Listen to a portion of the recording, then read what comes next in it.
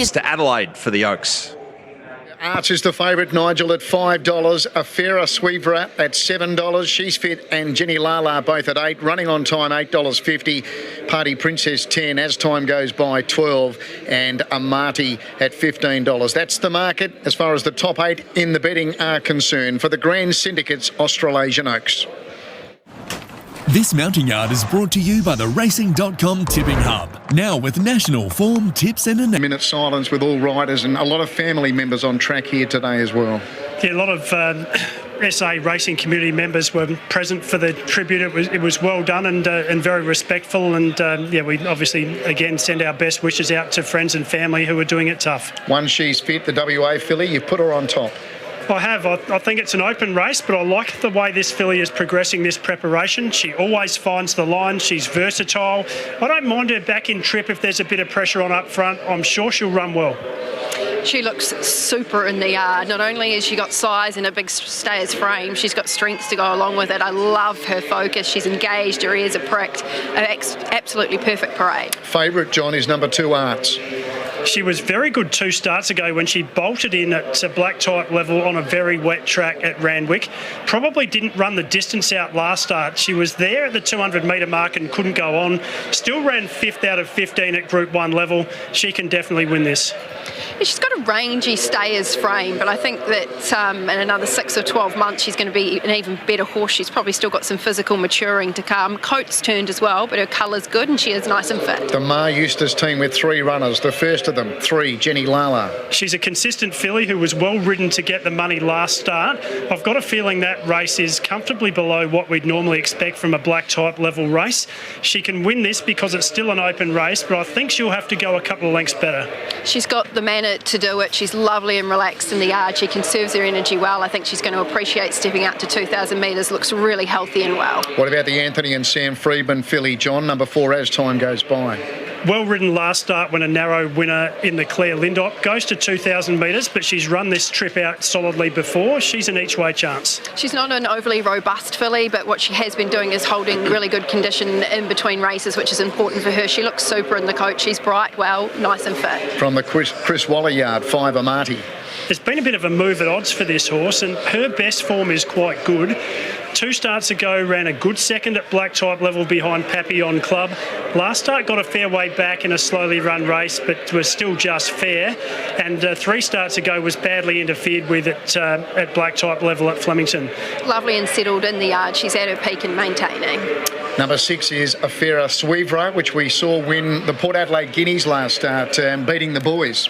Another horse that had every chance last start in a race that was just moderate again for black type level. She's an each way chance. She's improved every time this preparation, and she's improved every time she's been stepped up in trip. She's a lovely big filly. She's certainly got good size and good scope about her, and she's being really relaxed in the yard, so plenty of positives. The stablemate 7 running on time was second in the Port Adelaide Guineas. She was solid in the Port Adelaide Guineas, but did find one better. She's shown that she can run the trip out well previously. She ran 5th, only beaten 2 lengths behind Bankmore 2 starts ago. Might get an easy lead here in a race that looks devoid of speed. She's a neat filly. She does everything right in the yard. What about number 8, More Reward for Dan Clark and Anupi McGilvray, John? She's been on an Oaks path for a while, and she's come through all the traditional lead-up races. She's been well handled in her last couple, and I think probably finds a couple better here. She's paraded well and she's nice and fit here. 9, Kiliako. Kiliako's going well and easy at grade. Had every chance last start. I've got big question marks about the 2,000 metres for her. Look, she's eye-catching in terms of her colour, and she's really nice and fit for this. She's improved a lot since the last time I assessed her. Then the 2 McDonald Lewis runners, Tena Rugamama. Super honest, despite the fact she's quite one-paced. Going forward here in this field might be in her favour. She's got some really good physical upside and seems to be handling her racing well. Dallasan's half-sister, Party Princess. Been flying this preparation, improved every start, hits the line hard, has improved every time she's gone up in trip. Obviously missed a lead-up run, but her form is very good. She parades like she rates herself, this filly, pumps herself up on race day, carries herself beautifully. There's a lot to like about her. The Busselton Young stable with 3 runners, 12 Proscenium Arch, the first of them.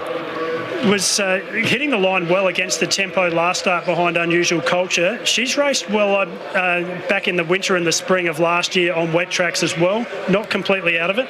Perfectly conditioned, but to run out the 2,000 metres she needed to relax today, and she's done just that. Best I've seen her on race day. 13 Anfina for Andrew Bobbin. Been racing consistently in the lead-up races to this race. So 2,000 metres is probably as far as she wants it though, and she's generally found one better. She's been really relaxed in the parade today, and she's holding really good condition, coping with racing. We get to the next two of the Busselton Young team. Firstly, 14 Wakamana. She was solid at Pakenham last start over a mile. She goes up to the 2,000, but she has got form around this distance range, and she is honest. She's a lovely big filly. She's a staying filly. 2,000 metres is going to suit. The stablemate, 15 Starry Ann. Starry Ann's racing well this preparation. Got her maiden out of the way 2 starts ago when she ran on hard. And last start she was only beaten in a photo behind REO. She's got a rough chance, and she's going around at big odds. She looks super in the yard. She's ticking boxes. She will run as good as she possibly can here. And Craig Newitt riding 16 Moya Lass. This is another roughie that's not completely out of the race either. She was good at Flemington 2 starts ago. They didn't go hard in that race. She ran on well.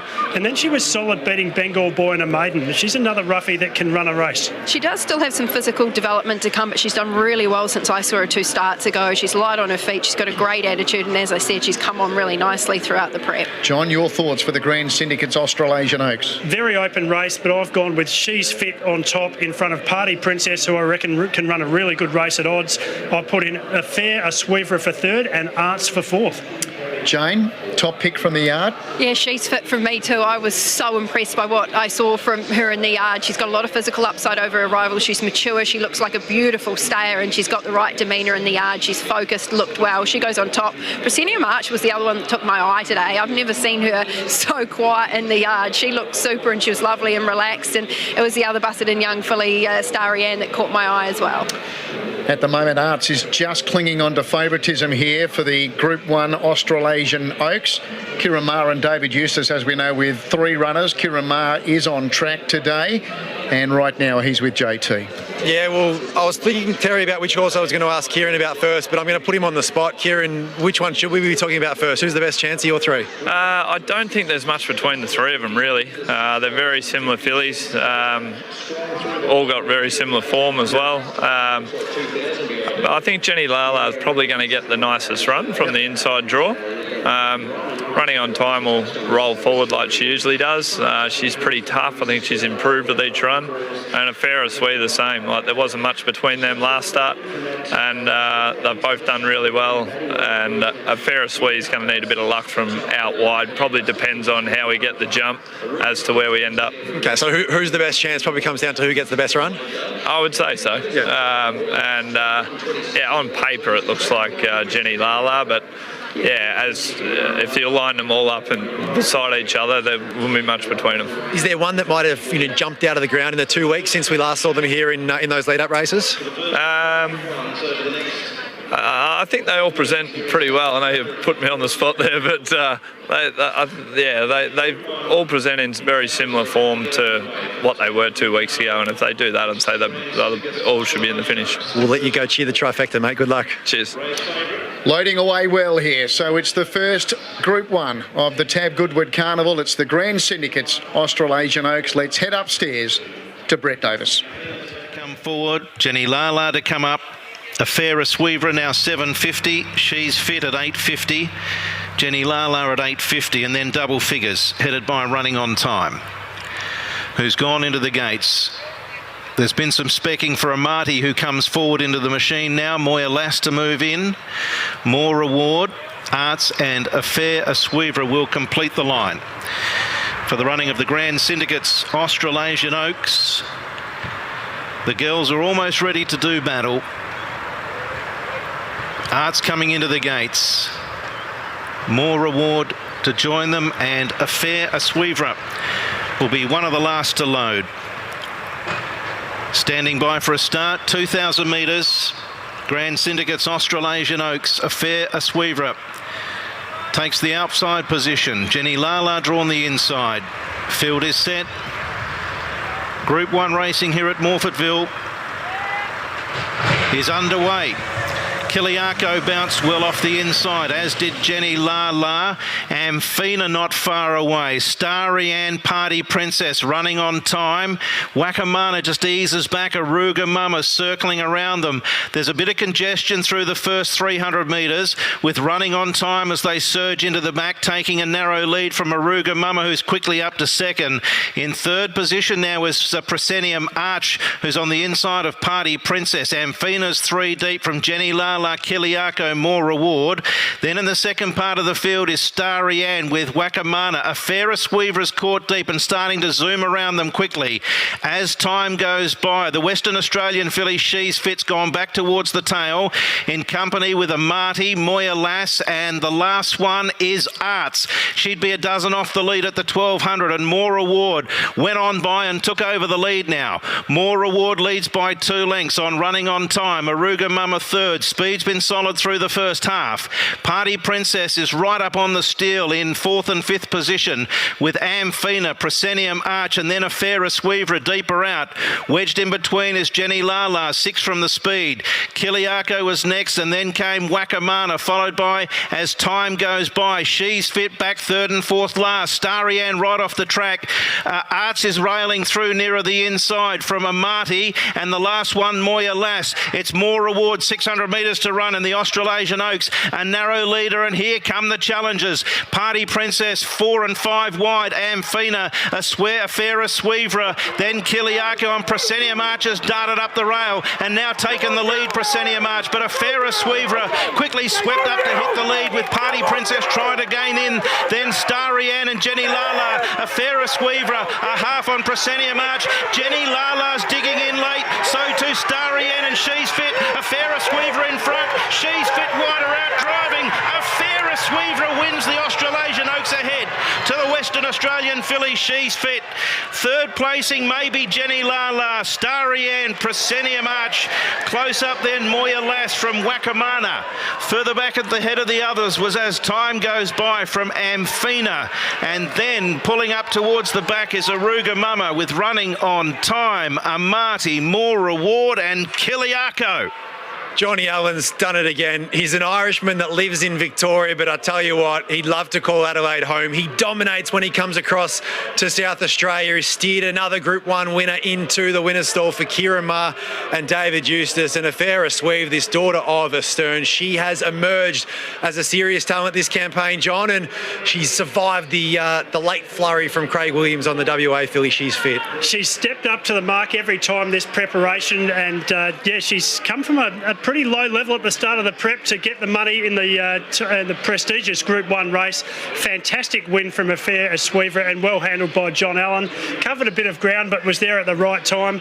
She's Fit was absolutely phenomenal the last 200 metres. She's only missed by a bound or two from winning, and Jenny Lala gives the Maher Eustace stable a 1st and 3rd in the race in what was a very busy finish. Yeah, lots to dissect out of that race. We'll do that shortly. We'll hear from Kieran Maher. We'll hear from John Allen. We might even try and catch up with some of the Beaten Brigade as well. But the news out of Morpheville from the Group 1 Australasian Oaks, a Fairest Weave.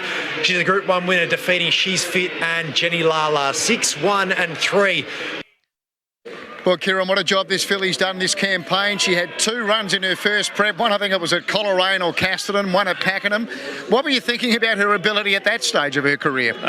We always didn't mind her, but you can see she's such a big, scopy filly. She just needed that time, and she's really come into her own this preparation, put the writing on the wall last start. And, we had the visitors draw out in barrier 18, but Johnny, I'll have to watch it again, but I think he did cover a fair bit of ground. So I think it's a great job by the team. First Light Racing, they've been long supporters of the stable, and it's about time I got them a Group 1. So, super for them. They do a great job, and a lot of owners that we've trained for a lot of years in the horse. So I think she's got a really bright future. I think she'll probably go further. She may even end up in Queensland. Okay, so you will contemplate heading north? I'd say it would, yeah. You had a quick debrief with your other 2 riders as well. What did Declan Bates firstly say about Jenny Lala? I actually thought Deck was the winner. Coming through the run, like he just looked like he was going to be the fresh horse on the scene. Super run. He said you know, whether she just peaked a little bit late, you know, she's by Shalar, whether she gets that trip or not. But unbelievable to get a Group 1 placing for her, a pedigree, and Tony and Lynn are here. They put a lot into their horses in the industry, so I'm sure, they'll go breeding with her one day. So, and the other horse, Damien, running on time, he just said she might have had enough. She just, he said she had enough fairly on the straight. Well done, mate. Yet another Group 1 for the Mar Eustace team. No, thank you very much. Johnny, Adelaide. How many Group 1s here? I know you've won 4 derbies here. A Goodwood? Yeah, look, first and foremost, look, I'd like to dedicate that to obviously Dean Holland and his family. It was 3 years ago down here that I probably became close friends with him. We had to isolate during COVID for 2 weeks in a house with him. And look, his young family, he only had his 2 older kids at that stage, Harley and Luca, and look, his partner Lucy. And as I said, ever since then we became close friends. And look, you couldn't have picked a better family to spend 2 weeks locked in a house with. Really enjoyed their company. So, as I said, I'd just like to dedicate that to him. And Johnny, it was only about 15 minutes before the Oaks itself that we actually had the tribute here at Morphettville with a minute's silence as well. It was probably pretty hard for the riding group at that stage. Yeah, definitely. You could hear a few tears flowing, and probably left a few flowing myself. But look, it's hard to believe, really. Looking at the big screen, looking at all his success, and to think he's gone, you know, it's just a hard one to take. Tell me about this filly and the run you got in the race from a wide gate. Yeah, look, good on it, good tough effort. I wasn't sure whether we'd held on crossing the line. I had to wait till I was coming back and someone said I had. So, look, we caught on a little bit of a limb early. We were able to get in 3 wide and got a bit of a rest for the middle stages, but we still had to get out and get rolling early because the one we were following wasn't probably going that well. We were in front a long way, so look, she done a good tough job to hold on.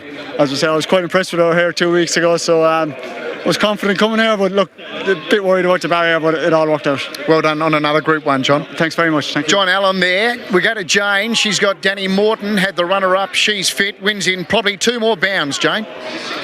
Well, Dan Morton, I know that's probably disappointing finishing into second place, but gee, she's been brave. She was super, you know.